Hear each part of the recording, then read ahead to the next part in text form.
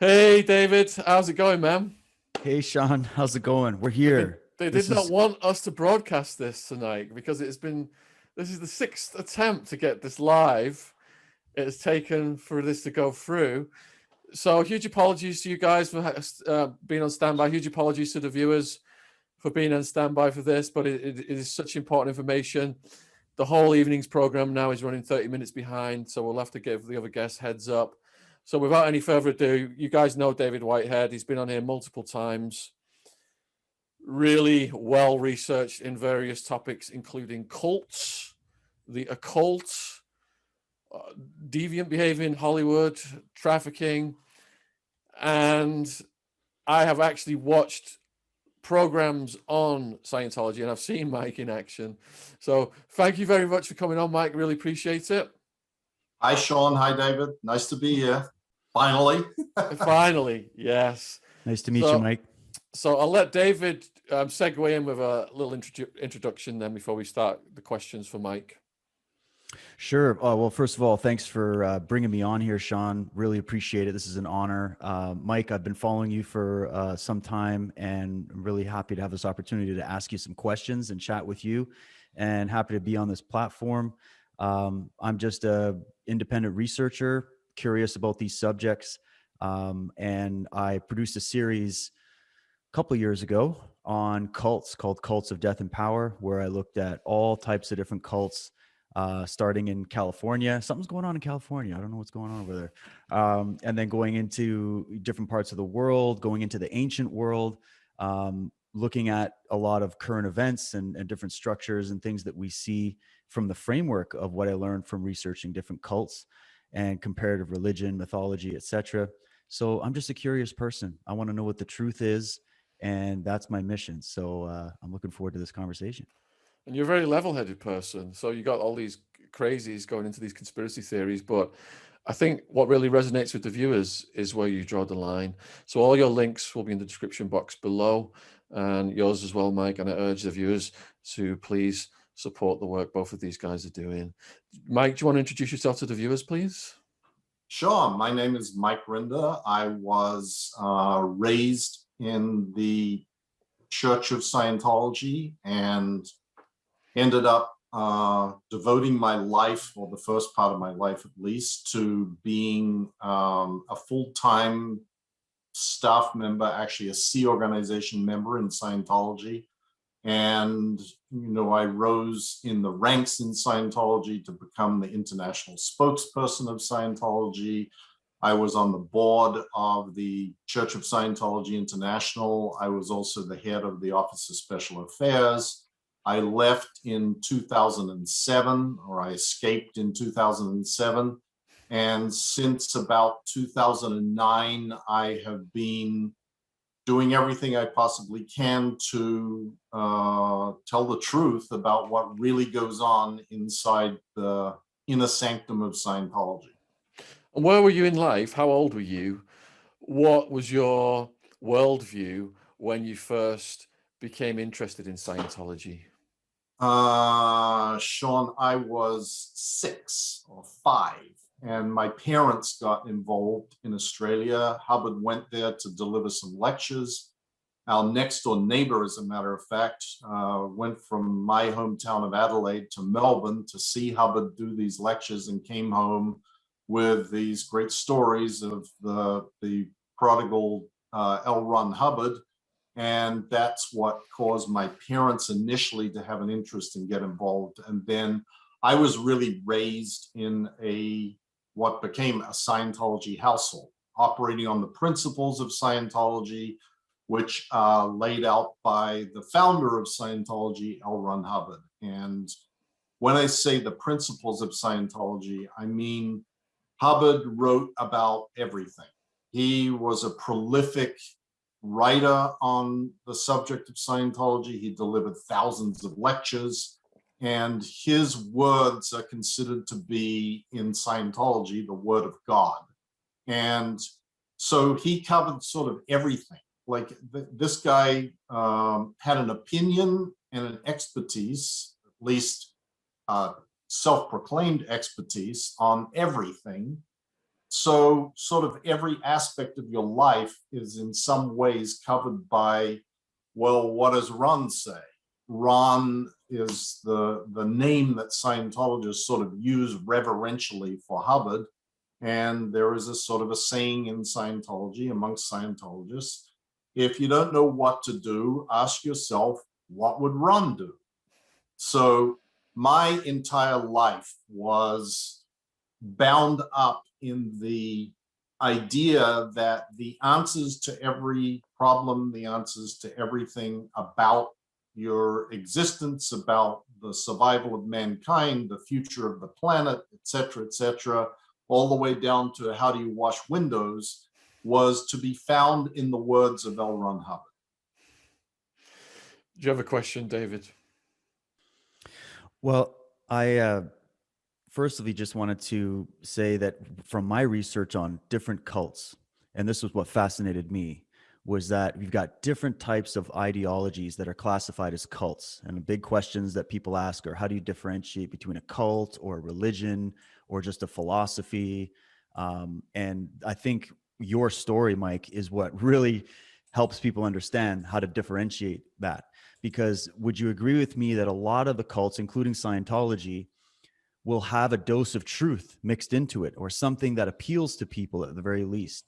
When you read a lot of different things in Scientology, or I've spoken to people that are part of that on a lower level, you'll find yourself agreeing with certain things, right? Like I myself have a fascination with ancient history and free energy technology, and the question of, are we alone in the universe? And could there be a blending between science and religion that would actually work and serve mankind? And, I have questions about the medical industry, the direction that it's gone, and the pharmaceutical industry and things like that. And, always looking for alternatives. And we all want freedom, and we all want peace amongst each other, and we all want solutions to these problems that we all face. And then the poison sneaks in after. So you get the entry level. There's an old saying that I came across called, it kind of goes like this: by way of the promise, good men are enslaved. And so what's the promise of Scientology that attracts people into it, that, in my opinion, has to be layered with certain truths in order to attract human consciousness to it? So what's the promise of Scientology that brings people in? Okay, that's a fabulous question. And let me just say, yes, there is no doubt that there are a lot of things in Scientology that people can agree with. I mean, if it was just complete bullshit, nobody would get involved. I mean, you have to have something that is appealing about it in order to attract people. And certainly at the lower levels or the introductory levels of Scientology, the idea is put forth that you will be able to improve your life. You'll be able to have better relationships with your family and friends. You'll be able to solve why it is that you have emotional upsets, or why you have unwanted pains in your body, or even on a grander scale, this idea that we can sort of, in Scientology, the expression is reverse the dwindling spiral of mankind and make a better world for everyone to live in, a world without war, without insanity, where free men are able to rise to greater heights. This is the promise of Scientology. And it is a very, I have analogized it to the old expression that the way you boil a frog is you put him in the cold water and slowly turn up the heat. And eventually, if you drop him in boiling water, he just jumps out. If it's gradually getting warmer and warmer, he gets lulled into a sense of security and ends up being a boiled frog. And that's what happens to people in Scientology. There are things that they find that are truths that work, that help them, and they believe that then what's coming afterwards is also going to have the same effect. And when it doesn't, they're looking for the next thing.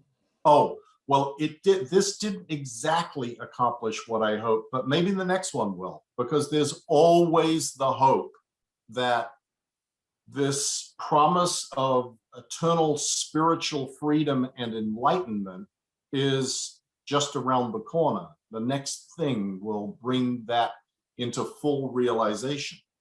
And, my answer to the question, what's the difference between a religion and a cult, is a really simplistic one, and maybe too simplistic. But my answer is, take a look at what happens when you try to leave, or when you have left. If you leave the Catholic Church, or you become a lapsed Jew, or you're no longer going to a Christian church or whatever, nothing much happens. If you leave Scientology, you are hounded. If you leave Scientology and you speak up and say things they don't like, they seek to destroy you. And that doesn't happen in like mainstream regular religions. And if I could ask a quick follow-up on that, Sean, because this, Yeah, go for it. and you answered my two questions there, Mike, I really appreciate that. And I agree with you. So if you were a part, if I heard some of your interviews where you were talking about how you actually were a part of one of the, I guess, one of the arms of this that would basically seek out and destroy the enemies of Scientology. There's a way that they process their enemies. They've relied on research from Sun Tzu and all this kind of stuff, of how to basically target people that they consider enemies. And I think that's a huge element that people can look to see how a cult can differentiate from some of these other things, right? Absolutely. Absolutely. And I was the head of what's called the Office of Special Affairs in Scientology, which was a rebooting and renaming of the original arm of Scientology. It was called the Guardian's Office. And the Guardian's Office conducted an enormous campaign against the United States and other governments, and ultimately were caught. And the leaders of the Guardian's Office ended up going to federal prison in the United States, including L. Ron Hubbard's wife, for infiltrating, spying on, stealing material, documents, trying to destroy people, et cetera, et cetera. So what is so unique about Scientology, and perhaps even unique in the realm of cults, is that the idea is Hubbard wrote everything that is the scripture of Scientology. And if it isn't written by Hubbard, it's not considered to be pure Scientology. So these practices of destroying your enemies and going after people and finding out what they're seeking to protect and threatening it and hiring private investigators, etc., they're all written down by L. Ron Hubbard.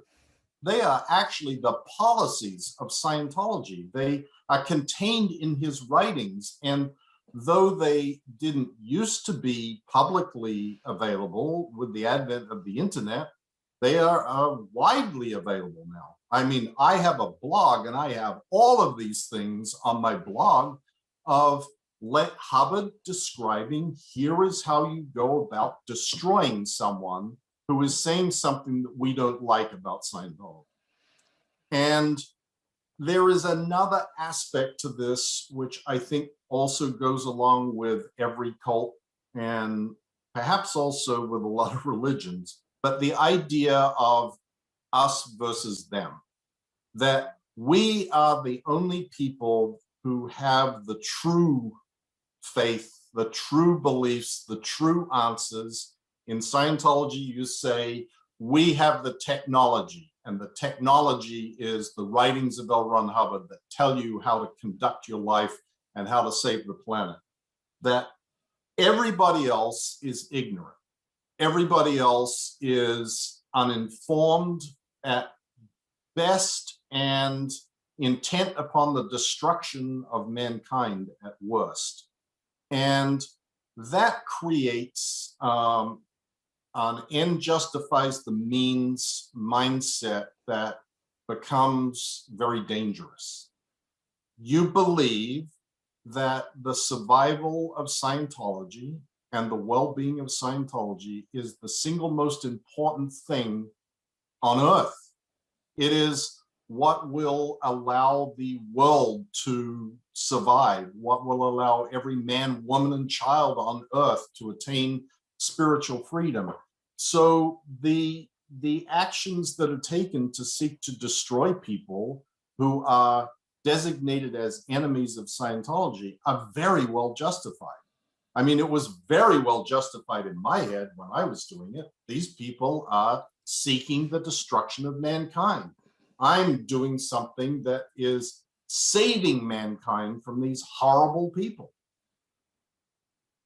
So I'm interested, Mike, then, in your own path. You said you got into this at age 6 through the family. So as a young person, how did you interact with other kids? Were you allowed around non-Scientology kids? Did they treat you differently? And what was your education like? And what was the first work you put in for Scientology?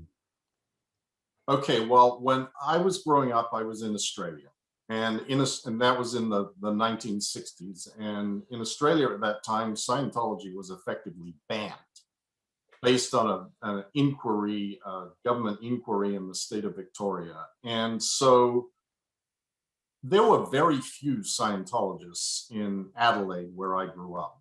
And to the outside world, I was just a normal kid going to school. I went to a public, actually a private school, but I went to normal schools, and nobody at those schools even knew I was a Scientologist, so my family was Scientologists at all. Within our family and the connection to the few other families in the community who were Scientologists, we were like a little enclave of believers, and everybody else was the heathens. In Scientology, the word for non-Scientologists is wogs. Hubbard coined that, Hubbard took that term and calls non-Scientologists wogs. And the wog world is the bad world that is uninformed and unenlightened by the brilliance of L. Ron Hubbard. And I existed in the wog world when I went to school, when I played cricket, whatever I was doing, I was in the wog world. And at home, I was in the real world, the Scientology world. And when I graduated high school, I very quickly thereafter joined what is known in Scientology as the C organization. And the C organization is the dedicated elite core of Scientology, of people who devote themselves 24/7 to accomplishing the aims of Scientology, living communally, working communally.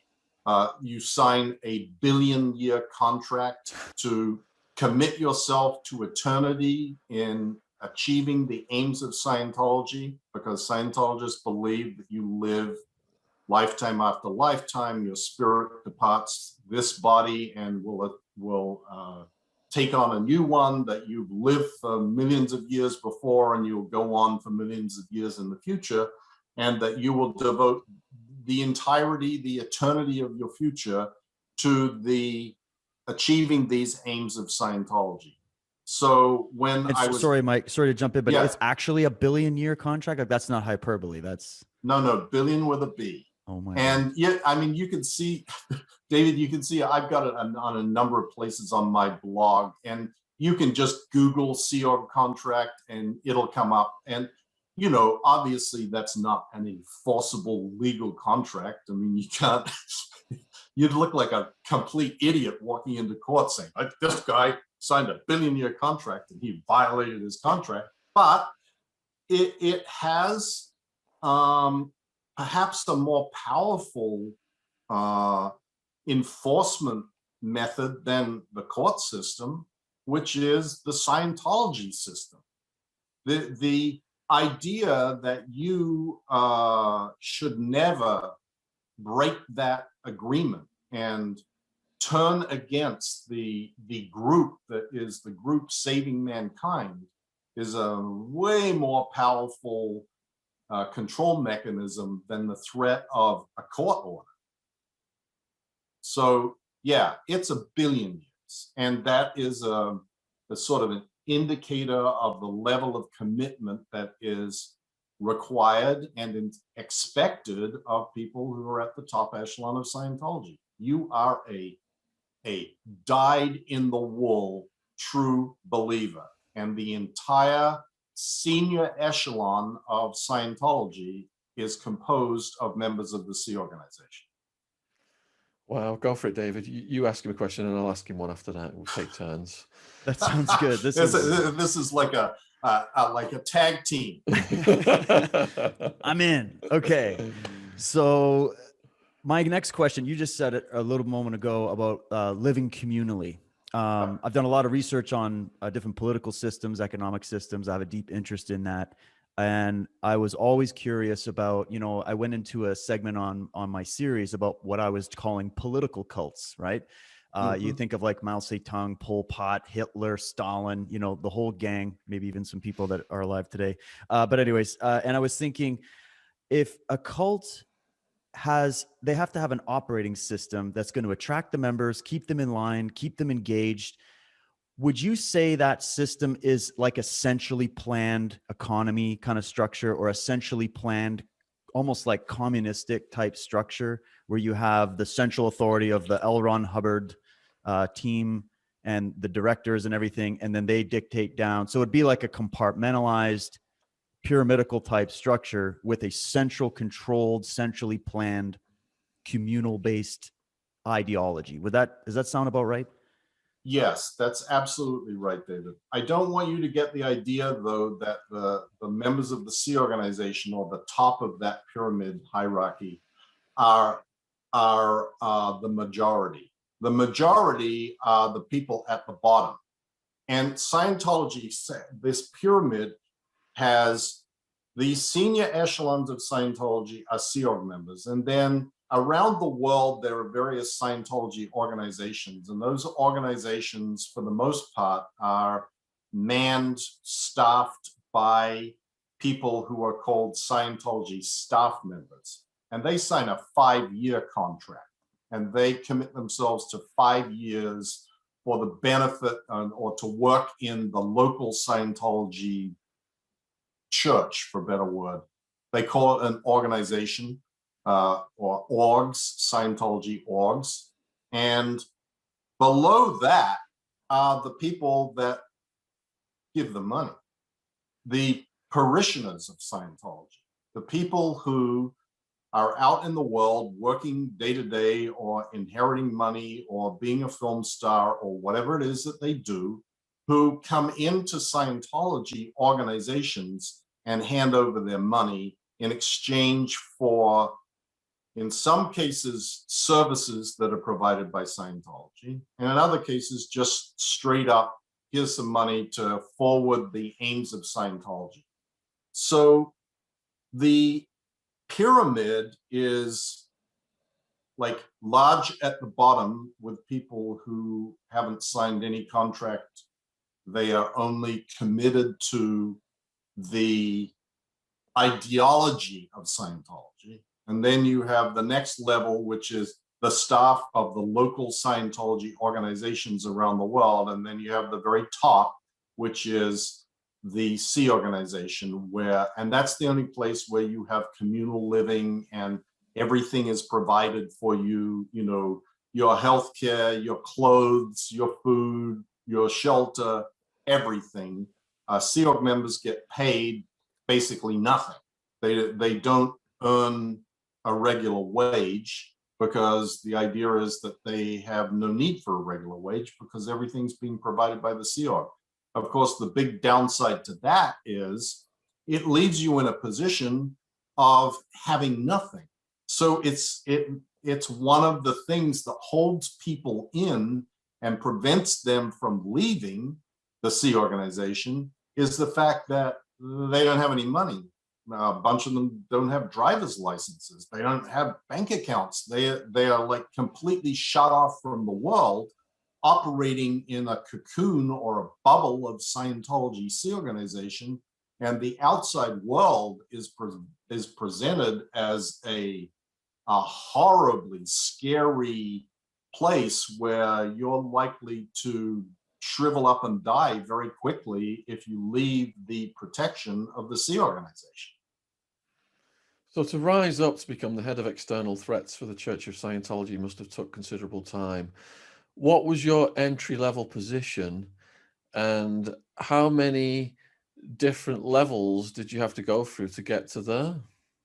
Okay, well, my entry-level position, the reason that it's called the Sea Organization is because in 1967, L. Ron Hubbard was being pursued by various governments, particularly the British and US governments and the media, and he had been living in England, in Sussex, near East Grinstead, in a home, manor house that he bought there called St. Hill.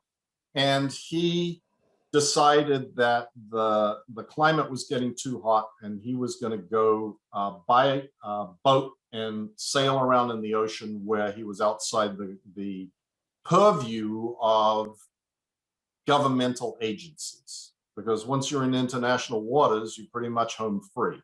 So he bought actually 3 boats, but the one that he lived on was called the Apollo. And my first job in Scientology was a deckhand on the Apollo. I was scrub the decks and chip the rust and paint the bulkheads and the exterior of the ship. I held many positions in Scientology before, and a lot of them have enormously complicated acronyms and they're it takes like forever to explain what the hell does that mean and what exactly did you do there. But I held a lot of different positions from when I joined in 1973 until I became the head of the Office of Special Affairs in the mid-80s. And I then sort of bounced back and forth between the head of Office of Special Affairs and other senior positions in Scientology, but sort of always maintaining this I'm a spokesperson for Scientology job. And then eventually I left in 2007, or escaped in 2007, in London, as a matter of fact. Go for it, David. Okay, wow, this is so fascinating. I really appreciate this, Mike. And salute to your bravery, because I mean, they must be hunting you down as like enemy number 1 these days. It's just incredible. So it's as if you used to have that job and then you have left the fold, and now others are pursuing you in the way that you've been pursued. Maybe you can say a bit about that. But here's my question. We're going to go deep, dark, and dirty here. Are you aware of any Masonic connections to Hubbard or David Miscavige or any of the other high-ranking members? Do they have any other affiliations to any type of other groups that you know of? Some people have even compared Scientology to a branch of the Church of Satan and all this kind of stuff. Do you have anything on any of that? No, there is, I can assure you, there is nothing like that. Scientology and Scientologists, and particularly at the senior echelon of Scientology, are 100% fundamentalist Scientologists. There is not, you can't do yoga. That's considered to be it's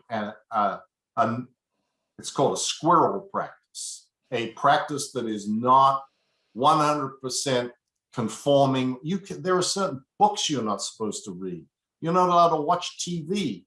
You are a 100%. That I often say, David, that mainstream religions all have their kooks. They have their fundamentalist arm of, the Christians have the Westboro Baptist Church, the Jews have the Hasids. There are these very fundamentalist strains. The Mormons have the FLDS. They're very fundamentalist strains of all religions, and they do wacky shit. The Islamists will strap a bomb on themselves and go blow up a bus in Tel Aviv. That's nuts. but they're doing it because they are believing something, and that's a fundamentalist belief. Scientology is 100% fundamentalists. You cannot be a Scientologist and be a wavery, wishy-washy, Hubbard called it a panty-waisted dilettante. You can't be anything but a 100% dedicated Scientologist in order to call yourself a Scientologist. And that is one of the other hallmarks of a real cult, is there's no edges. You're either in or you're out. You're either with us or you're against us. And that is very, very true in Scientology. You're either 100% committed Hubbardite and total conviction that L. Ron Hubbard has the answers to everything, or you're not a Scientologist. So the phrase head of external threats implies that there would probably be internal threats. I'm wondering if there was a head of internal threats, or if that came under your remit, and also what would be the dirtiest tactics used to sabotage both external and internal threats. Okay, well, the actual title was the head of the Office of Special Affairs. It's much more euphemistic. There are a lot of things in Scientology, the euphemisms. The spy department of Scientology is called the Information Bureau. And, this is all George Orwellian, 1984, war is peace. The terminology in Scientology, particularly in this area, is very, very euphemistic. So it was the head of the Office of Special Affairs, and that composed, or the three main things that were done in that were public relations, legal relations, government relations. And contained underneath those were the structures of how you prevent something becoming a legal problem, how you prevent something becoming a public relations problem or a media problem, government problem. And that entailed dealing with what were called external threats, which were people who were outside of the operation of Scientology, who were creating problems for Scientology, and internal threats, those who were still within the organization in some fashion, but presented a threat in some way. Like, for example, someone who was threatening that I'm going to go to the police and report that I'm being held against my will. That was an internal threat. The person who's escaped and gone to the police and is reporting that I was held against my will is an external threat. And they are treated in many cases similarly, but not entirely. And the fundamental principle that Hubbard laid forth, that is the operating basis of everything that's done in the Office of Special Affairs, is that anybody who attacks or threatens to attack Scientology has big, sordid crimes, that they are doing so because they are scared that Scientology is going to expose their big, sordid crimes. And this is a very, very exact thing that Hubbard wrote. And it's, like I said, it's on my blog. I have this posting on my blog called the Dealing with Critics of Scientology, the L. Ron Hubbard Playbook. And it lays out all of these documents and explains how you are supposed to interpret them. But this is a fundamental idea that if you're wanting to attack or do some harm or expose Scientology, it only comes from your own horrible, sordid crimes. And Hubbard says, what you do is you find what those are. You hire private investigators, you dig through their lives, you take their garbage, you listen to their phone calls, you get their bank records, whatever, to find what these horrible, sordid crimes are. And if you haven't found them yet, it's okay. You can just accuse them of having those big sordid crimes because they are there. So you will be right. You may be wrong on the particulars, but you will be right because those people absolutely have horrible, sordid, terrible crimes. They are child molesters. They are, it's the same litany of things that you see when you are demonized, when throughout history, anybody has sought to demonize others and make them less than human. And that's what Scientology does, is it makes those people who it disagrees with and denominates as enemies into less than human. And so you ask, well, so what's the worst thing that has been done?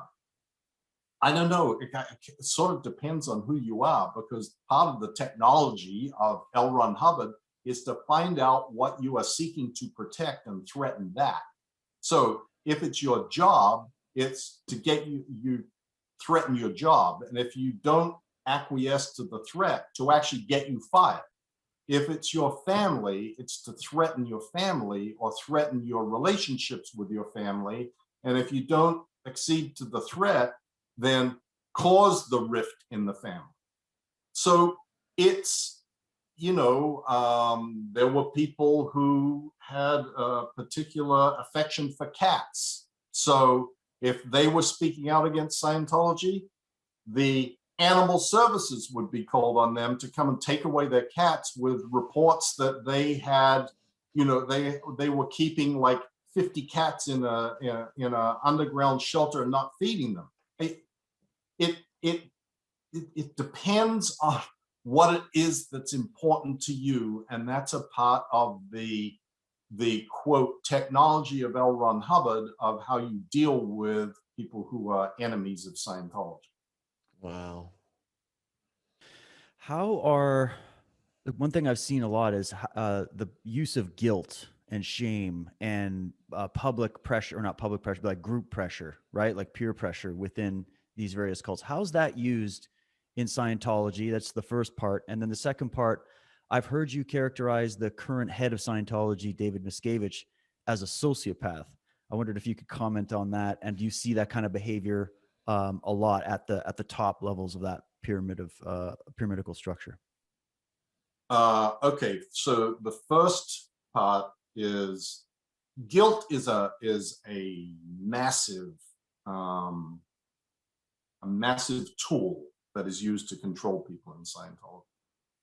But understand, David, there is a twist to it, and it is a brilliant twist that Hubbard put on to this idea of guilt, which is, he said, and every Scientologist takes this to heart 100%, and it is a fundamental tenet of Scientology, that if you are feeling unhappy, you're upset, something bad happens to you, it is because of something you have done.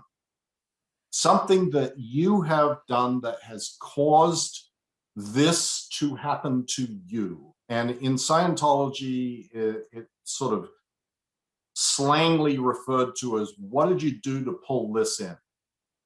What have you done that caused you this pain, this upset, this doubt, this concern, this sickness? And so the guilt in Scientology is very self-inflicted. It's based on the idea that, oh my God, if David Miscavige just punched me in the face, what did I do to create that? Oh, I've done something bad. What is it? What have I done that has caused that to happen to me? And this is an incredibly powerful glue that sticks people to Scientology, because Hubbard also says that the only reason that you will want to leave Scientology, which is the greatest good that has ever happened to mankind, blah, blah, blah, blah, is because you have done bad things to Scientology. That if you're wanting to leave or you're doubting Scientology, it's because you've done something bad against it, or had bad thoughts or bad intentions about it. And that if you uncover those, you will unburden yourself, and suddenly you will see, oh, this was all just a big, terrible mistake. And so guilt in Scientology is a massively, massively powerful glue that sticks people in, but it's not quite done in the most part like you commonly think of guilting someone. Like, oh, I'm going to shame you because I saw you walking around in women's clothing, so I'm going to guilt you. So no, that's in a Scientologist's mind is, what did I do? And this is more powerful than the external guilting of someone. If you can persuade people that this is true, that their happiness, their well-being, their good health, everything about them is going to be determined by whether they've done something bad or not, then you easily get them to believe that the cause of their pain is themselves. So you have the bizarre state of affairs of, and it's being reported a lot recently with this criminal prosecution of Danny Masterson, the Scientologist actor who is accused by a number of women of having raped them. And the stories of those women are what happened when they reported their rape to Scientology was, what did you do to pull it in? You need to find out what you did that caused this to happen to you. So victims, and there are lots of victims in Scientology, are victim shamed. But they're victim shamed by the fundamental principle of Scientology that if something bad happened to you, you did something to cause it. So if you want to leave the Sea organization, you are expected, or you believe that it's because you've done bad things. So second part of the question, is David Miscavige a sociopath? Without question. And I read this really brilliant book fairly soon after I escaped. It's called The Sociopath Next Door by a Harvard professor called Martha Stout. And it's a very easy read. It's put in simple terms. And I'm reading this book and I'm going, oh my fucking God. That's exactly, I mean, just page after page after page. This is exactly how this guy operates. This is exactly what he does. The traits of a sociopath are 100% descriptive of David Miscavige. Why did you leave Scientology, Mike? And has this mission put your reputation and physical being in jeopardy? I left, Sean, because I finally woke up, but it took me a long time. It's not a overnight thing where just suddenly one day you wake up. I mean, even after I escaped the Sea organization, I still believed in Scientology. Like, I escaped the Sea Org, I left my wife and 2 children and escaped the Sea Org, and I was still a Scientology believer. It takes a long time to undo these things. It's a bit of a long story, but ultimately, a lot of credit goes to John Sweeney of the BBC, who the reason I was in London at the minute was because he was doing a program about Scientology and particularly focused on David Miscavige. And I was there as the spokesperson, and John was asking me on camera, has David Miscavige ever struck you? I have eyewitness reports that he has beaten you, blah, blah, blah, blah. And I'm there denying it. No, this is bullshit. No, we're going to sue you, blah, blah, blah. And it was totally true. And I knew exactly who the people were that he had spoken to. They were people that I used to work with who'd been in the same room with me. I'd get beaten up, they'd get beaten up. It wasn't like there was some, mystery people who were making these allegations. I knew exactly who it was. And I, in my history of being a spokesperson for Scientology, there's plenty of things that I had lied about. But I believe that they were lies that were based on fundamental principles of Scientology. You're not supposed to expose the higher levels of Scientology teachings until people are ready for it and have paid for everything before and are spiritually enlightened enough, and that you would do them spiritual harm if that's exposed. So when I sat on national TV with Katie Couric, and she's asking me about Xenu and OT3, which is some of this stuff, and I'm flat out denying it, I'm thinking, this is for the benefit of people. I can't do something that goes against my conscience. But when John Sweeney's asking me, well, is David Miscavige physically assaulting people? I'm thinking, is this really why I got into Scientology? To protect this guy because he's beating people up, and that's a good thing to be protecting? And that really sort of, in some respects, was the straw that broke the camel's back. And I got out very shortly thereafter, like I said, in London. And like I said, as a Sea Org member, I walked out the door of L. Ron Hubbard's former office in 37 Fitzroy Street, just by the GPO tower there. And I had a briefcase. I had 2 BlackBerry phones, a briefcase, the clothes on my back, and that was it. And I was in London.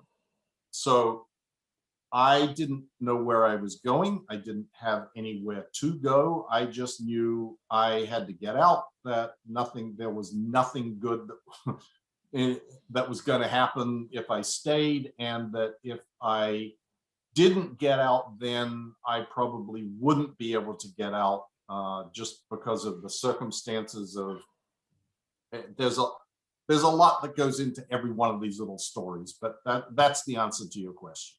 Thanks. If I have got time for one more, Sean? Yeah, go for it. Okay. It seems to be that certain cults attract different tiers of society, right? And Scientology has been around for a while, and it really does appear to also attract a lot of people from Hollywood, a lot of people from, higher levels of business, etc. Could you comment on that? Just how prevalent and popular is this amongst what we would call the elites or Hollywood or these types of celebrities? Or is it just a few here and there? Or does it actually cater more towards those types of people? Just to add on to that, the most common thing that's coming up in the live viewers right now is that to ask you about Tom Cruise. Tom Cruise is a fundamentalist Scientologist. I mean, he got sucked in by his first wife, Mimi, who was the daughter of a very prominent Scientologist. And he, there's a lot of reasons why Tom Cruise stays in Scientology. And that would be a whole show in and of itself. But I want to answer David's question because I think it's actually more important, which is Hubbard targeted celebrities. He wrote that celebrities influence people in how they think and what they do, and they set the trends in society. He created organizations called celebrity centers, which are devoted entirely to dealing with celebrities. And they pitch Scientology to celebrities, particularly the big one in Hollywood, and there is a big celebrity center right in Hollywood. They pitch themselves as, we have the technology of communication, that if you want to be able to communicate well, we have the technology of communication, how to communicate. And every person who is in the performing arts is, by definition, communicating to an audience. So it is a very, it's a great hook to say to celebrity actors, musicians, artists of any description, that we can help you communicate better to your audience. And that's the hook that is used to get them in. And back in the 70s and 80s, there was quite a lot of big-time celebrities that got into Scientology. But if you'll note, since the 90s, there's not really anybody new. It's the same old, same old. It's John Travolta, Tom Cruise, Kirstie Alley. They're like the same faces and things that get mentioned. The only really new celebrity Scientologist is Elizabeth Moss. And that's because she was raised a Scientologist. Her father was a longtime manager of Chick Corea. And they have been a Scientology family since she was a child. And so she has been raised in Scientology and became a movie star or TV star first and after being a Scientologist. John Travolta and Tom Cruise were celebrity stars and then came into Scientology. But these days, that doesn't happen. I mean, nobody comes into Scientology these days. If you have access to Google, you're an absolute moron if you walk into a Church of Scientology without doing a Google search. And the instant you do a Google search, it's like, whoa. You know, if I'm going to go in there, I'm not even going to give them my real name because I'm afraid that they're just going to, pursue me until the end of time. And that's advice that I give to anybody who says that they just want to go in and get their side of the story. I say, well, go for it. Get their side of the story. Just don't give them your real name and address or phone number because they'll never let go of you. We've just got a couple of minutes left for a few viewer questions. While they come in, I'd just like to ask the viewers if you would like to see Mike and David come back on to do a whole show on why Tom Cruise stays in Scientology. Please put a 1 in the live chat right now. And we've got a couple of questions coming already then. So what happened to Shelley Miscavige? Okay, another long story. Shelley Miscavige fell into disfavor with her husband, and he had her sequestered in a facility that is a super secret facility of the Church of Spiritual Technology.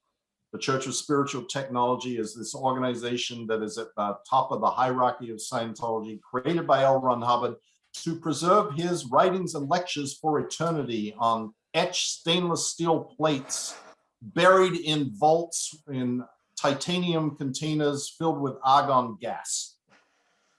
There is a property that is in San Bernardino County at the top of a mountain range there, and that is a very well protected secret location that very few Scientologists are aware of and even less have ever visited. And that is where Shelley was sent to be kept out of sight and out of mind. And she has remained there to this day. I believe that Shelley is waiting for the return of L. Ron Hubbard to vindicate her. Wow. Final question then. Is Scientology linked to the government?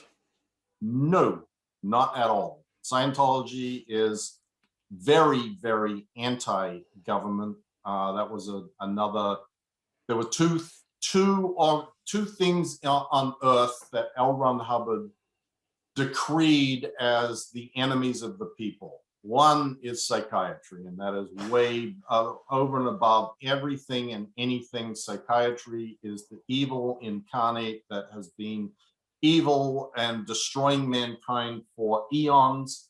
That primarily is based on the fact that when he first wrote Dianetics in 1950, he tried to send it to the American Psychiatric Association, and they told him that he was a quack. So they became public enemy number 1, and then public enemy number 2 is governments, because he also believed that governments were persecuting him and seeking to destroy his good work because they wanted to collect his taxes. Well, huge thank you to both of you coming on this evening. We've got all your links in the description box below the video. Do you want to just respectively tell the viewers then where they can find you, what your preferred method of contact is, and how they can support you? Well, you can find me on Mike Rinder's blog, which is mikerindersblog.org. And that's the best place to reach out to me. You can put comments there. You can also find all these things that I've been referring to, Sean, you know, these documents, this one particular blog post that I did that sort of collects up all the Hubbard worst of writings about how you deal with critics of Scientology and explains them. And for people who've listened to this that are unfamiliar with Scientology, that's probably a really good place to start. But that's the best, mikerindersblog.org. And are you still out there, David, or have you been deplatformed?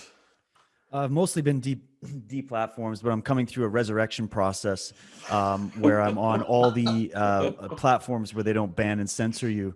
So I no longer have my YouTube channel. So you can find me. All the links are on my website, dwtruthwarrior.com. And then also go and check out my collaborative project with Michael Tessarian, unslaved.com. Those are the best places to find out where I'm at, because that changes regularly these days. All right. Again, huge thank you guys for coming on. Have a great rest of your weekend. And I have got to move on with the show now. So take care. Thank you, Sean. Nice. Thank you, David. Nice chatting with you, Pleasure. Michael. I learned a lot. Thank you. Cheers. Yeah, it was Great. brilliant. Fascinating. Thank you.